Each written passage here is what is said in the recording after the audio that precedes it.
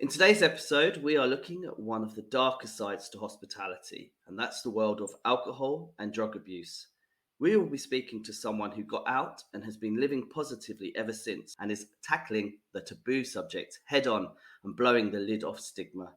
Shell Righini from the podcast We Recover Loudly. Timothy, put the kettle on.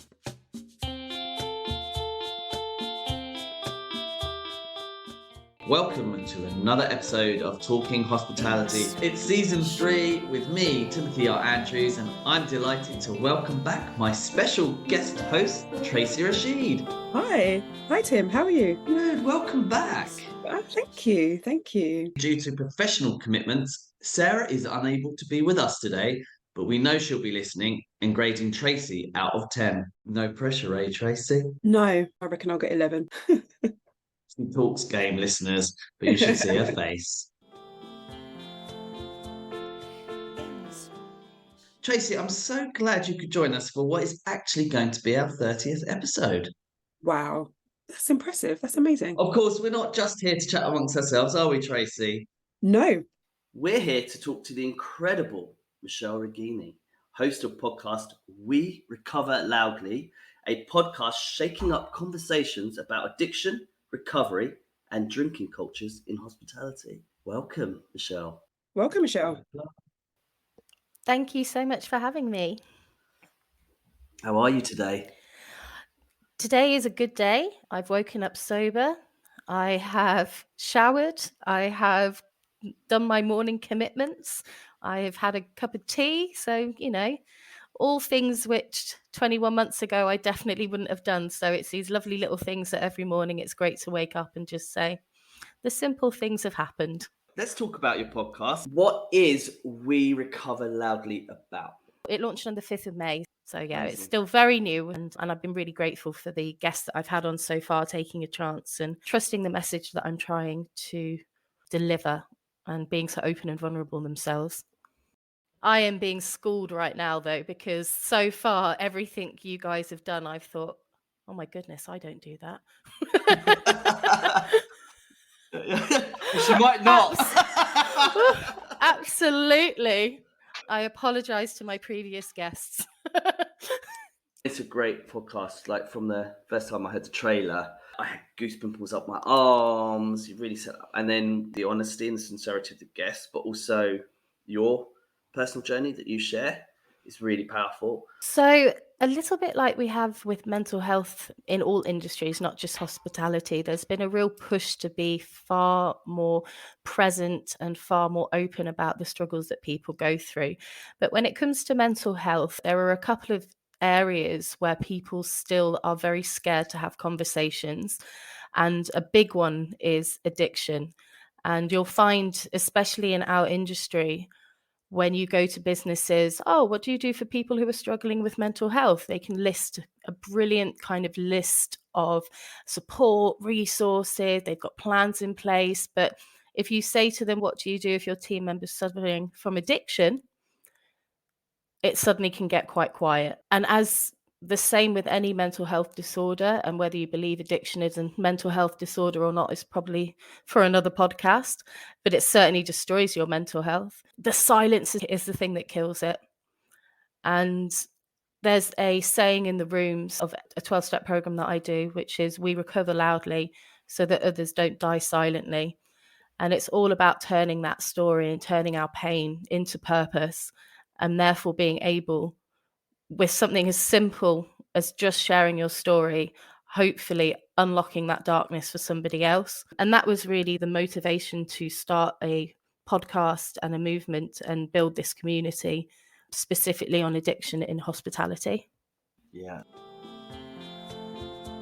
Your challenge, if you choose to accept it, is this. Let's go! Let's go! Show up on day 1, work out with us for 30 minutes, feel good right away. Yo! Repeat 5 days a week for 3 weeks. 3 weeks? 5 workouts a week. We're a body, and we call that a body block. You pick the block, and you're going to love the experience. On week 4, this part is really important. Take the week off. Seriously, we mean it. Rest. Go on vacation. Or try something new. Maybe some yoga. Notice you're not holding on to any tension here. Or a dance class. Get sexy with it, daddy. You do you. And then start again. Be committed to this process. Choose a new body block each month. Get a new challenge each month. Have fun every day. Avoid burnout. You're not going to quit on yourself today. This is how you reach your goals. You in? There is nothing that we can't do if we work together. Sign up for your first body block today. Visit body.com for a free trial. That's BODI.com. Are you ready to get started? I think it's true of so many things. All we want as human beings really is that connection and that identification. And we just want to know that we're not the only people suffering and that we're not alone. And it could be something as minor as having a bad day at work and being able to share that with a friend at home. It's the same when it gets to something more dramatic and something more life-threatening.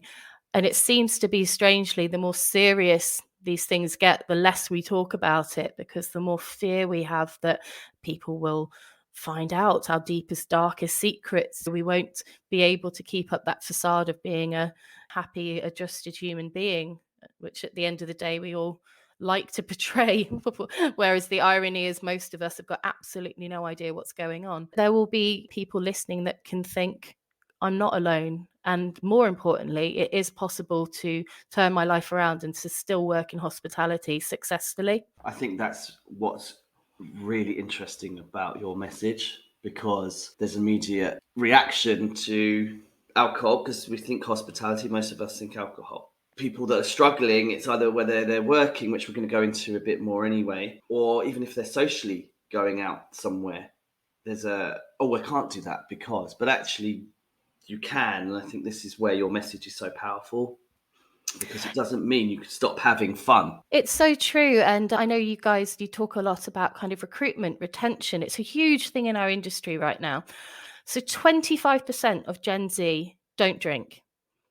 They don't drink because they choose not to drink. And I think it's really important that it's not just people who have alcohol misuse disorder who we're talking about here. There are large sections of society that choose not to drink because it just doesn't agree with them. And those numbers are getting bigger and bigger. As a workforce, as an industry, we have to change the way that we incentivize our teams. Who wants a beer after work? Who wants to win the bottle of Prosecco? The socializing, like you just mentioned, it would always be, let's go to the pub after work. We'll go to the local club. We'll have a lock-in. What do you do on your days off? Well, we meet down the road, we have drinks. It's just the whole culture around drinking and the acceptance of excess, which we have, as our generation, have just seen as the norm. It has to change, regardless of whether or not people within your company have a problem with alcohol, because our new generations are the ones that are asking questions and saying, do you know what, that doesn't work for me. I talked about this on a previous podcast where we had Lynn Maltman, who did 90 days alcohol free, and then she's never gone back. And one of the things that we all see is that when somebody does put the stand in and says, I'm not drinking tonight or whatever, a lot of other people seem to be quite relieved that now they don't have to. Oh, you're not drinking. Oh, I don't think I will either. See, it's definitely very ingrained. Often it can take a while for people to realise they have a problem. Are there signs or indicators that we can look at that could be flags for us? 100%. I didn't start out with a drinking problem. And I think it's really important that people realise that without trying to sound too scaremongery, but you don't have to start out with a drinking problem to get a drinking problem. My drinking was incredibly normal for years, even while I was within the industry in my early 20s and stuff. But all I could see around me was excess, partying, connection, community. Hey guys, remember last night? I always use the example of that Friends episode when Rachel starts smoking, because every time she goes to the smoking area, that's when the trip to Paris goes. And it would be like that as well in our industry. If you don't go for the after work drinks, you do miss out. I don't think too sweeping to say that.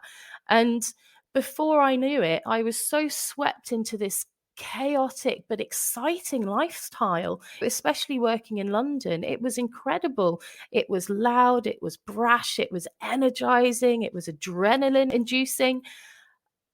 But it was unsustainable. And at no point was there anyone around me going, do you know what? Maybe we should slow down. Maybe we should stop. And every time I would find myself in a position with a job where the pressure was too much, where the stress was getting on top of me, I was never given any tools or certainly shown that there was a different way to deal with those pressures in the industry other than drinking. Oh God, what a shift. Let's have a drink. Oh my God, I just want to go home and have a bottle of wine. I was never given any form of resilience or shown any other way. And for me, the insidiousness of drinking and alcohol, and that's why it's such a dangerous drug, the only drug that we have to excuse ourselves from using, is that all it takes is that one moment and it just catches and it tips you over. And suddenly any sort of life skills, any coping strategies, anything else that I had in my toolkit was gone, because alcohol works.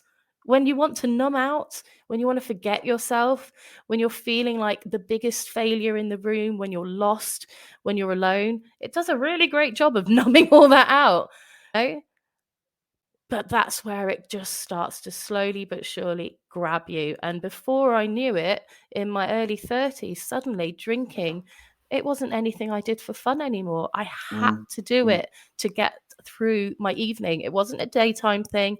I was never physically dependent. I'm very grateful for that. But the idea of going home after a long shift and just sitting with my feelings, sitting with the day, sitting with my decisions, sitting with what I was going to have to do the next day was too much. And I had to have that glass of wine, which was then two, which was then a bottle, then everything else that comes with that. And honestly, I almost sometimes I have to pinch myself because I'm like, I swear I just sat down to have a glass of Merlot. What am I doing in AA? Because it feels like that fast. But that's why I think it's so important to talk about it. As you mentioned in your podcasts, often it's not talked about. It's often laughed over. You work hard, push the targets. Every night's a celebration or commiseration with alcohol until it stops working, and then no one talks about it. If you don't feel that you can talk to somebody at work, and in fairness, I feel that's probably sadly the majority of us, there are so many organisations out there that can support you. I'm an ambassador for the Burnt Chef, who are an incredible mental health social organisation. They have a helpline that you can call. There is a really great organisation called Choose Sunrise, which is based up north, that do alcohol safe workplace accreditations, and they're a really great resource. Reach out to me, reach out to We Recover Loudly, send us a message. But the biggest thing I think is just opening your mouth. It's so silly because it's the simplest thing and yet it is the hardest thing. Find somebody that you trust. And if you haven't got somebody that you trust, there are these free resources out there that can support you. The Drinks Trust are amazing. They have many free resources, including a free course on how to drink mindfully. They've got a free course on if you think your drinking is becoming more damaging than that. Also, just be curious about your own drinking habits. Just have a couple of days off, see what happens. It might be that it actually isn't something that you have to get quite so far down as I did before you make those behavioral changes. And again, I suppose one of the big things is just to look at what you're doing to de-stress. What tools are you using? And I think it's really, when I was drinking 2 bottles of a wine a night, if somebody had said to me, Shell, have you thought about breath work? I'd have been like, get lost. Get away from my Shiraz. You will fail. So what? Everybody does. But your gym, your watch, your yoga pants, they pretend you won't. So when you miss a day, eat the pancakes. Give up on a workout? You failed? Seriously, what the hell? We're Body. We've been a part of that too, but not anymore. At Body, we're rejecting perfection and embracing reality. Not in a Pizza Monday kind of way, in a loving your whole life kind of way. In a, this workout is fun and it's okay if I take a week off kind of way. In an, I'm eating healthy and it's okay if I indulge kind of way. In a, I like myself no matter what kind of way. Yeah, you will fail. We all will. But we're not going to let that be the end. You see that? We're already making progress. So let's keep going. We are Body. Start your free trial at body.com. That's BODI.com. I don't know about you guys, but I'll look on Instagram, I'll see all these other sober people and I'll be like, oh my God, I have to do yoga, or I have to do breath work, I need to learn embroidery.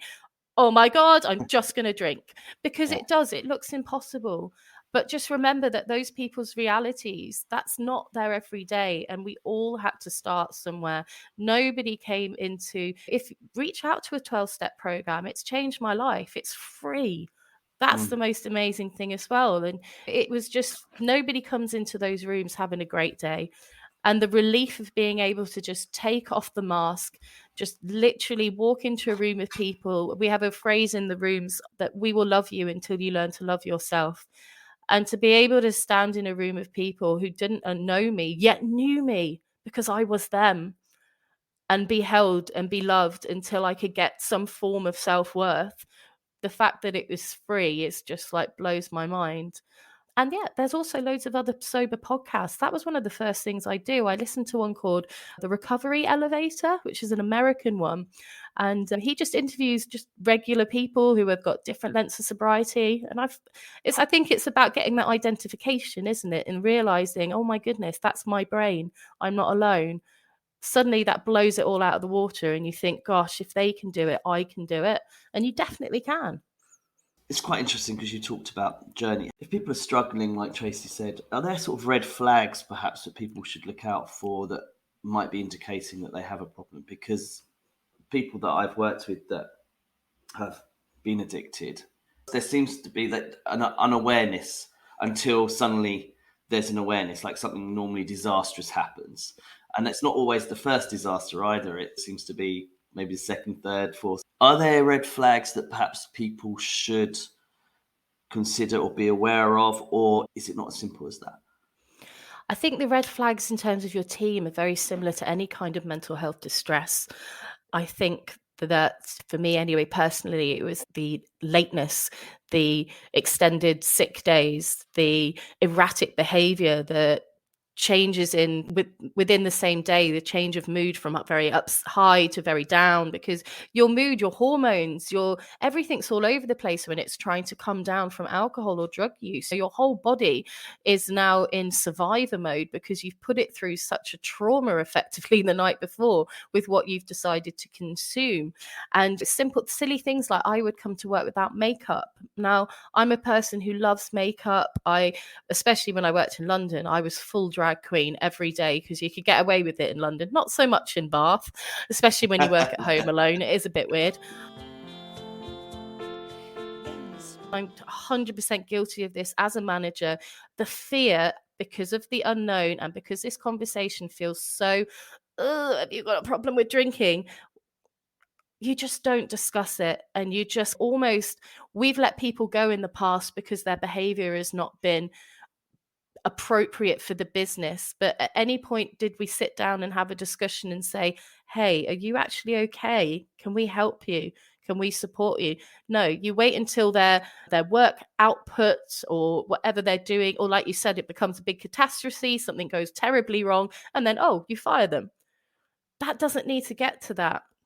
Yeah. And I think as well as just being curious, one of the biggest things that a manager can do, which is really difficult, and I know I never did it, lead by example. Yeah.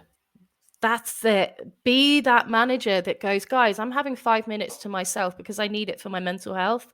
I'll see you guys in 5, if that's all right. Walk away, have a walk outside, have a debrief after shift that doesn't involve drinking.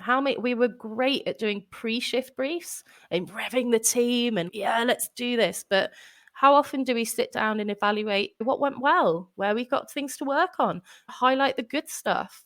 A number of our listeners are employers. So what advice can you give them if they are concerned that one of their team might be addicted?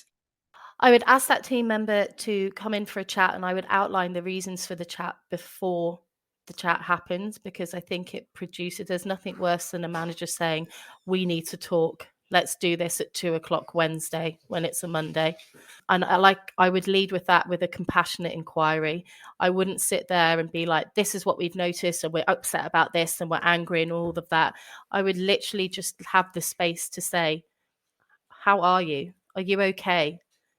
This has nothing to do with work. I just want to know about you. Take them out of the workplace, take them down the road, take them to a coffee shop. Something that we are really bad at doing is having those check-ins with our team members. Remember, we used to do 6-month appraisals and then they never happen. And have a check-in with every team member. Just make sure every month there is an expectation that, for example, Simon, me and you, on the last Thursday of every month, we have a 15-minute catch-up. That's in the diary. It doesn't move. That is when it's going to happen. It's creating that culture where talking and being open is accepted and that you're not reprimanded for being a human effectively, so that before you get to this position where you're worried about a team member and their alcohol consumption, you've already created that environment wherein it's okay to talk and it's okay to have bad days. And also, just as a manager, like we said, lead by example. Look at your own behaviors. Be open about saying, right, guys, I'm off now. No drink for me. It's a Monday. I'm not going to do that. If you don't spend that time with the team, that's where the recruitment comes in. That's where the consistency with the training, that's where you constantly are losing team members, starting from scratch again and again. And it's exhausting for managers and it's unsustainable. Good advice. Good advice. This has been really powerful. Thank you very much. If anyone wants to get in touch, how can they? At the moment, the best way to get in touch with me is either LinkedIn or Instagram, which is at We Recover Loudly. The website is www.werecoverloudly.com. On that website, there is a contact page. There's also a link that if you are somebody who works in hospitality, you're either in recovery or in fact you just have a point of view about addiction in hospitality, or you are a person who works within the mental health sector, or you're somebody who can resource. There's a form there that you can fill in to apply to be a guest. We have people coming up who are in recruitment, other mental health services. So it's all about empowering people with the tools, as well as wanting to hear people's life stories, because as we say, it's that loud recovery that helps others. Put the cuppa down. Question time. Uh-oh. Yes, uh-oh is right. Michelle, it's quick fire. So the reason for this round, Michelle, is so we can find out a little bit more about you, the person. How the game works is you'll be asked a question and you must answer the first word. And we mean the first word that pops into your head. I should have stretched for this.